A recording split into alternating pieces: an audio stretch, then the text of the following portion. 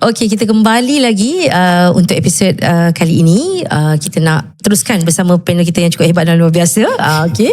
Jadi tuan, kalau kita tengok tuan, suluh ini sering dilihat sebagai satu kejayaan lah di Mahkamah Syariah kan. Jadi pada pandangan tuan, mengapakah pendekatan suluh ni begitu penting dalam penyelesaian bagi pihak-pihak yang bertikai ni? Dan saya percaya ni para penonton yang sedang menyaksikan kita ni, diorang nak tahu tuan, apa manfaat yang diperolehi oleh pihak-pihak sekiranya mereka memilih penyelesaian melalui suluh berbanding mengikuti prosiding perbicaraan penuh. Okey, Puan Alis. Sangat bagus soalan ni, dan saya harap pendengar-pendengar podcast ni dapat mendengar dan menjadilah atau mengambil apa yang akan saya terangkan di sini. Suluh ni memang satu produk mahkamah. Suluh ni sememangnya adalah sangat penting kerana matlamat utama Mahkamah Syariah ini bukan sekadar memutuskan siapa yang menang atau kalah, tapi untuk mencari penyelesaian atas kes-kes yang dipertikaikan.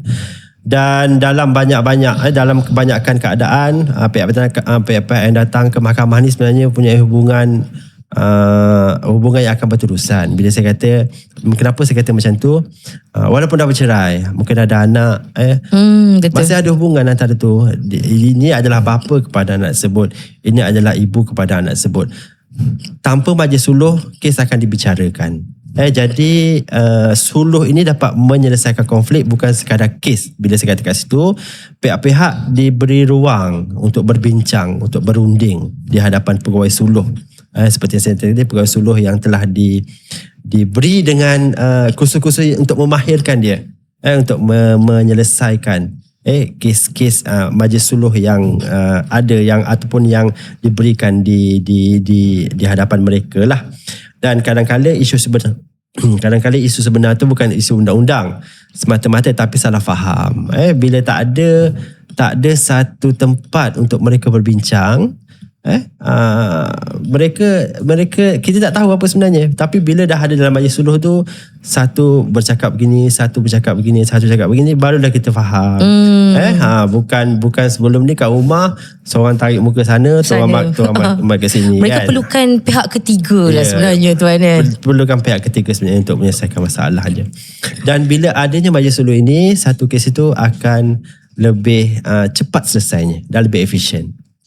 Kerana pihak-pihak hadir ke mahkamah, pihak-pihak meluahkan, memberikan apa-apa pandangan, dan juga pegawai-pegawai suluh memberikan satu cadangan, dan pihak-pihak bersetuju dengan cadangan tersebut, direkodkan, dijadikan perintah selesai. Dan itu lebih cepat dan efisien dekat situ.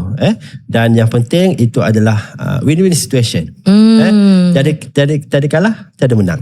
Berbanding dengan kes yang dibicarakan di mahkamah, seorang itu memang akan terasa kekalahannya, dan seorang itu akan, wah, aku menang kes. Itu kalau perbicaraan penuh tuan. Okay. Tapi bila suluh ni dah setuju, okey macam ni, setuju, tangan. Maksudnya mereka berpuas hati dengan keputusan, dan juga dari situlah juga akan mengurangkan permusuhan pihak-pihak. Macam saya cakap tadi, kita tak nak sebenarnya mak ayah bercerai ni bermusuh. Sebab ada anak-anak. Kalau ada anak-anak, ni lepas bercerai, macam saya cakap tadi, sebelum ni semua cantik je, kan? Indah belaka, kentut wangi. Itulah.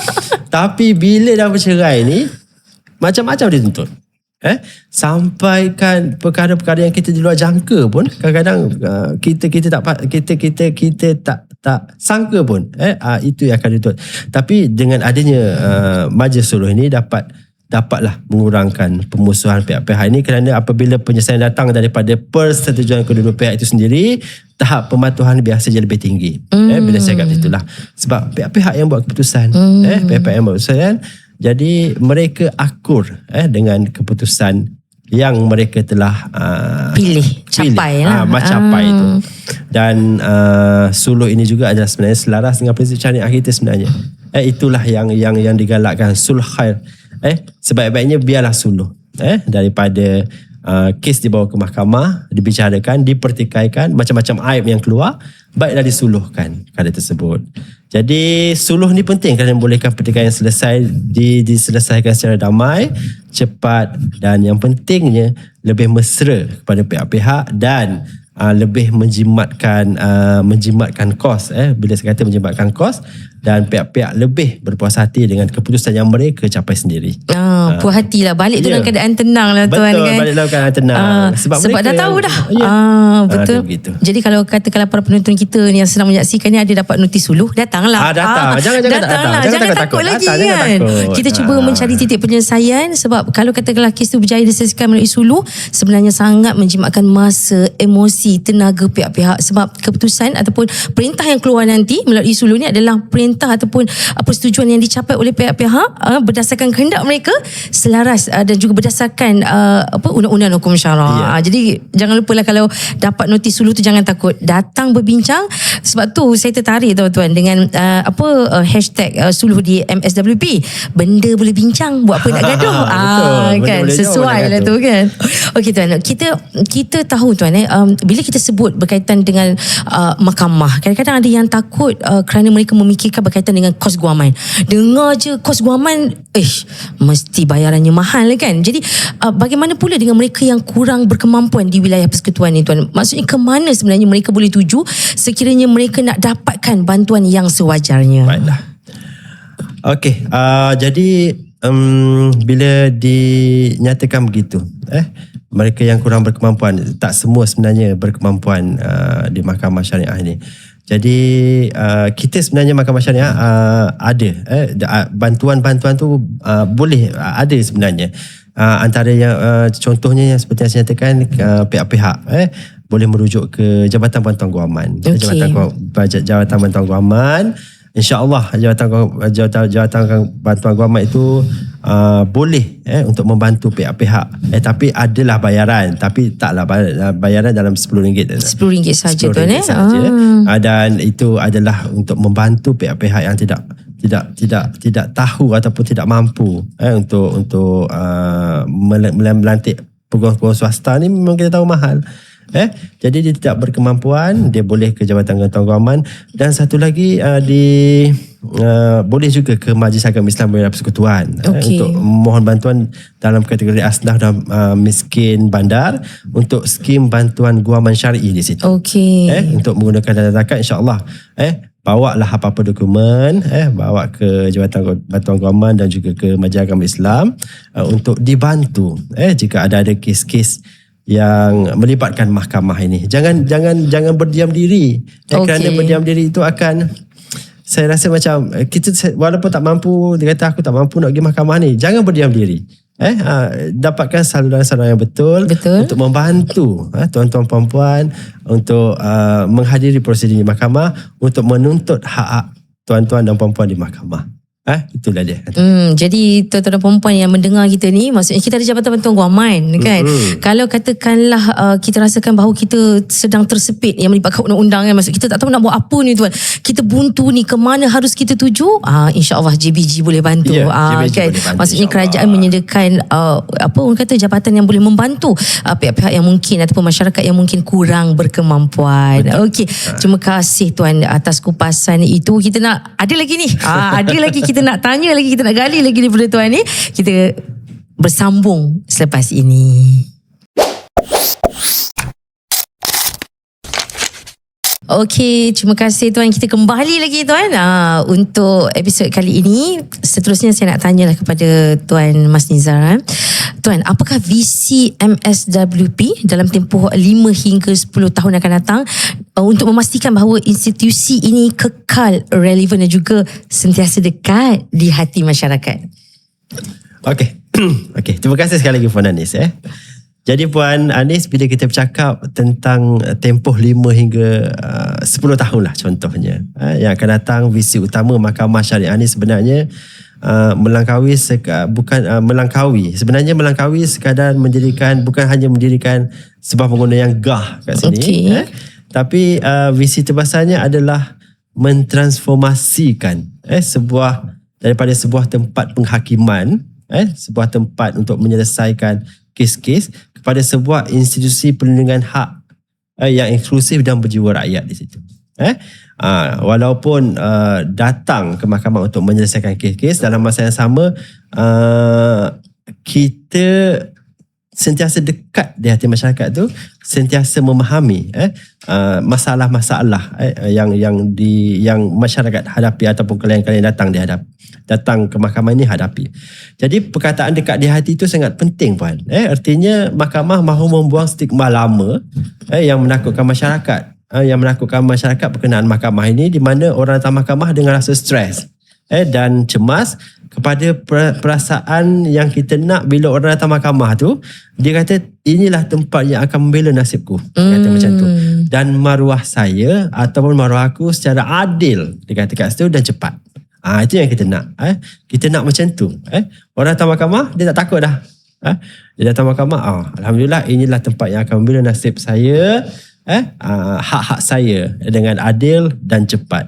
Dan juga kita juga sedang cuba untuk menjadikan mahkamah smart court, pintar semuanya lah, AI sebolehnya. Kita nak mencuba untuk menjadikan mahkamah ni sentanding dengan mahkamah sivil, mahkamah teknologi, dan juga memanusiakan undang-undang. Maksudnya bila saya kat sini, mahkamah syariah akan meluaskan program keterlibatan dengan komuniti dan sentiasa menambah baik undang-undang yang sedia ada ini supaya relevan dengan masa yang akan datang, 5 hingga 10 tahun yang akan datang lagi.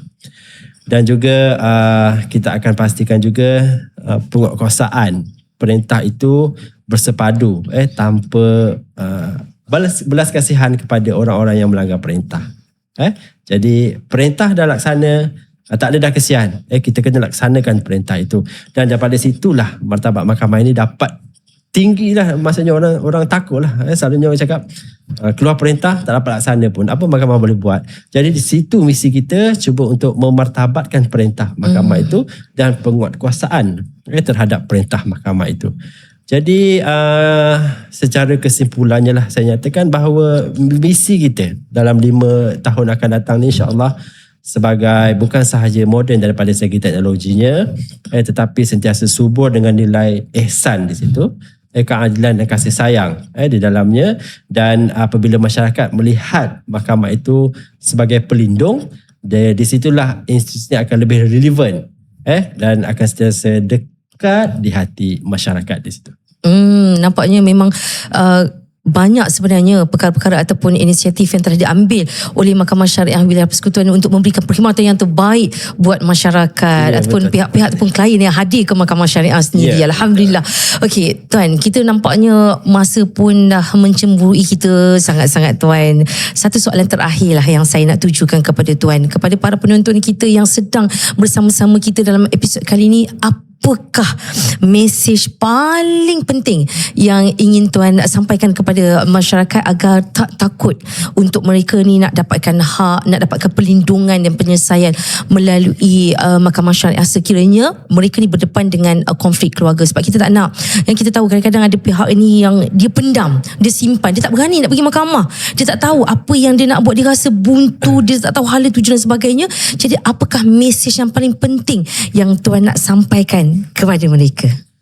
Okey, jadi para pendengar sekalian, jadi bila disebut Mahkamah Syariah ni, mesej paling penting yang saya sebagai ketua pendaftar yang nak titipkan buat semua pendengar hari ini adalah bila saya katakan jangan biarkan ketakutan itu merampas hak, maruah dan masa depan kita. Maksudnya itu, jangan kerana takut kita takut hadir ke mahkamah dan segala hak kita tak dapat dilaksanakan dengan sepenuhnya. Jadi seringkali dalam konflik keluarga ni, musuh terbesar kita bukanlah pada pihak sebelah sana, tapi rasa takut dalam diri kita. Takut sebab tak ada duit mungkin, takut sebab dimomokkan oleh masyarakat, takut sebab dipandang orang pergi mahkamah buat apa tu, macam tu.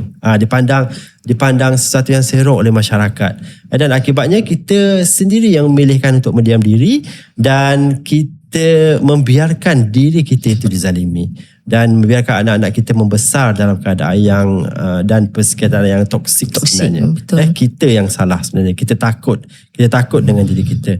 Dan ingat para pendengar bahawa Mahkamah Syariah ini dibina bukan sebagai medan untuk kita bila saya kata untuk menelanjangkan aib lah di situ, untuk membuka aib kita, bukan tapi ialah untuk tapi mahkamah ini adalah sebuah institusi untuk penyelesaian pemulihan dan perlindungan dan di sini tempat undang-undang Islam digunakan dan juga untuk kalau perkahwinan itu dah tak boleh selamatkan, tak boleh nak buat apa dah, mahkamah ada proses. Mahkamah ada proses.